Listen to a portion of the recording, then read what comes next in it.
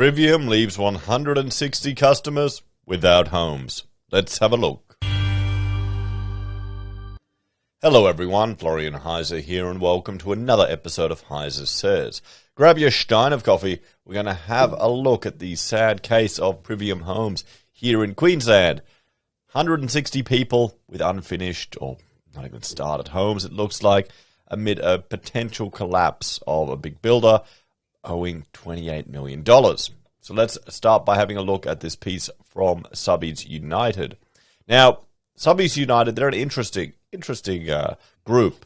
And what concerns me is, in the construction game, often, you can get stiffed for payment, you can get late payment, it happens. Not like other industries, everyone. But what concerns me is the subbies. Unlike an architect, I have to do drawings, I have to hand it over. My costs, my labor, my rent, my equipment, my software. I'm not going out and buying a whole bunch of steel and fixing it to someone's building. I'm not going out and buying electrical cabling and wiring it all through a building. That's the thing with a subbie. They have to take on all of this additional risk, attach it to the building, and then hope to get paid. And, sometimes they can get gypped. So, young families fear they will be left homeless as a troubled Queensland building giant Privium shuts down 150 projects nationwide while it titters on the brink of a $28 million collapse. A young Brisbane family are among 160 customers left without completed homes as one of the country's largest builders titters on the brink of collapse. Annie and Raj Solomon last year knocked down their existing home in Birkdale to make way for a new house that was supposed to be built by Privium. But almost a year after signing a contract and paying a $12,000 deposit, they're still living in rental accommodation and waiting for work to start.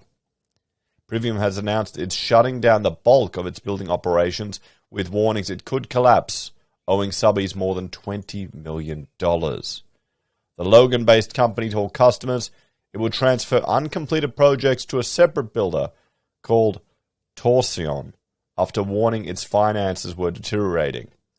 There you go, everyone. So, are they trying to Phoenix? Are they trying to shift it over to another builder? Is this going to fill anyone with confidence that's dealing with this? Let's have a look at their website to get a bit of an understanding about it. I mean, I haven't heard about these guys now. I don't do much in the residential spec home sector. I'm an architect. You don't need an architect for that, guys. To be brutally honest, you don't. You can get a drafty. They'll do up a design for $500, a couple of $1,000. I think the closest we get is the renovation sector for bespoke homes, and that's usually just special cases. But, for most houses, it should be okay. So let's have a look. What about them?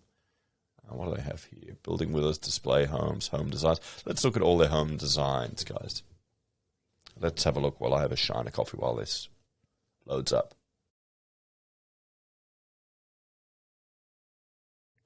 So what we're seeing here, these are just spec homes. These are spec home builders. Just change the facade a little bit. Let's have a look at the cheapie, the Abbott 25, or at least I'm assuming. Oh no, it's not 4-bed, but still.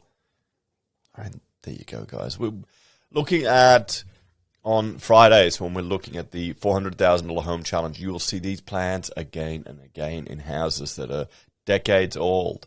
It's just, that's a pretty standard approach. There's only so much you can do with it. It's got a little nook here. There you go. That's rather than having built-ins, which you can change. But, okay, nothing exceptional here. Simple little spec homes. This is what the builder is. So mass-produced product. Even more worrying if they can't manage this. How close to the line they were going. These builders don't make much on these homes. You'd be shocked at how little they make. Honestly, you really would. I like this one, But that's, the square finish. Probably weatherboard finish there. There you go. That's nice. But you're just paying for the facade. The plan looks virtually the same. So let's have a look at some Google reviews of Privium homes. Now, they've got 3.9 stars, which isn't too bad. But let's look.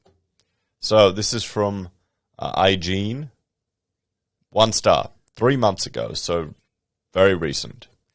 If there was 0 stars, I would definitely rate it at that. Met with the sales consultant, G, at the Rochdale showroom, who promised that we would build at preceding year's prices before the end of the 2021 financial year. Well, I wouldn't trust that. I mean, we've got a construction boom happening at the moment, and a lot of that has been fueled by the government intervention in the home builder. Now, that's spiked prices. Add to that the issues with international trade and shipping shooting up. You're also going to have, well, supply issues. There's so many people that I'm talking to in the game that are just having trouble getting stuff. I'm still struggling to get quotes for certain things. I gave up on my little house on getting quotes and just started doing the work myself of painting and stripping. You know, it's just because the big boys are hoovering up everyone. Try and get a concrete quote, guys, these at the moment. Anyway, hence we put down a deposit to prevent the price hike. Now, here's the thing. There's still clauses that if there is a rise in material costs beyond their control, they can pass that on to the client. That's fair and reasonable. And that makes sense. You don't want your builder going under. That's another issue that may arise now with the whole, COVID, construction, unknowns. There's going to be these unfair contracts put on the subbies as well. Because what they'll do is they'll squeeze the subbies. I've seen it. I've worked for builders. Followed up multiple times, and the response was the contract was forthcoming. Okay. Unfortunately, after the financial year, we saw a Facebook post saying Privium had pulled out from multiple projects due to supply issues. So we reached out to the sales consultant, received a reply.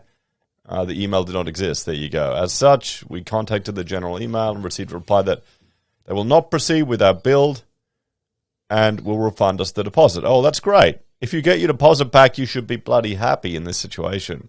Such a horrible experience as we could have gone with another builder to prevent the unnecessary price hike. Maybe not.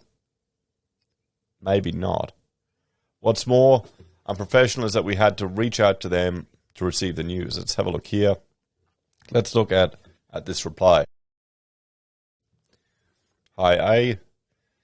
Generally sorry to hear about your experience. Unfortunately, the supply issue faced by the building industry are very significant. We, along with many other builders, had to make the disappointing decision to focus on securing resources for our existing builds to ensure timely delivery.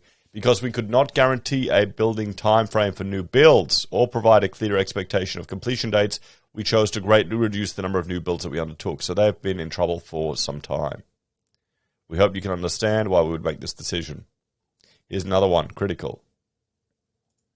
Besides the maintenance department and one employee in particular who's been outstanding, it has been what has been the most disappointing and regrettable experience ever. When we signed, my wife was diagnosed with cancer, and I was obviously distracted. The salesman was pleasant enough. He promised us a meeting to discuss upgrades changes. It never happened.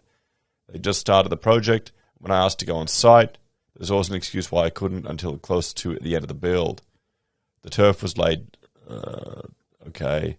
Air conditioning was upgraded to duct. Only one control panel. Yep. Anyway, so yeah, it looks like they're signing off on stuff. This guy had a terrible situation. Here's a 6-star or 5-star review. They love him. A year ago, great initial service, terrible after sales service. Well, I can't say that's too surprising. So, guys, what's the takeaway from this one? This is just the risk of construction. What we're seeing here, I'm imagining, is just the challenges of spec construction with a, difficult supply chain market. And it also looks like their creditors are drying up too. I feel sorry for any subbies and any people caught in this mess. Anyway, guys, I'd like to direct you to this last video about a significant construction industry crash here in Australia or in Queensland. It's a tough sector, guys. It's a tough sector. It's different to other industries. You need to really have enough buffer money. Take care. I'll see you next time.